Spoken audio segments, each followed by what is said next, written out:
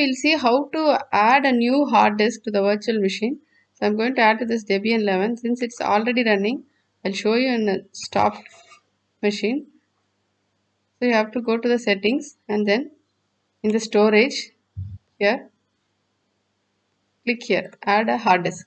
So here you can add any hard disk you want, select it and choose it. If you want to create a new one, you have to click here, VDI dynamic allocator, and here you can change the name and change the disk and create. So this will create and add. So this is how you can add. Use this command fdisk. I have already created here STB 20 GB. So how to create? I will just show you with an example. So this is the command.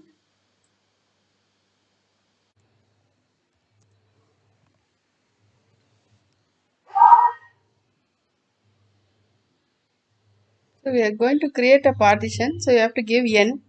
So we'll give n. So P is for primary partition. Let it be default. And everything I'm giving as default. So now it would have created the new partition. You can check it with L in case you want to know anything. But to make it permanently right, you have to do a write. So that's all. After writing, it has come out. So now you can see we got this. So now you cannot use it directly because you need to create the file system mkfs xp4 /sdb1. So this will create the file system. So now we are ready to use it. If you use a mount command, not be there, you have to mount it. So I'm just creating a path /mnt dir-p is. This is the path I'm creating.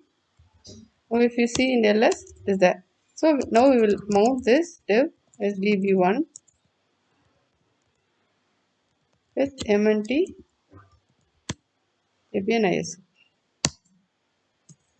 So now if you go to mnt, so here you can write and use it. You can check it with mount command. So this is the command used to edit. You can write it in this command in fs tab, so that each time when you load, it will come. You can just copy this file and this particular line, and you can add this. This is how you can mount and use the new hard disk. Now this new hard disk is ready. Now you can do whatever operation you want. Thank you.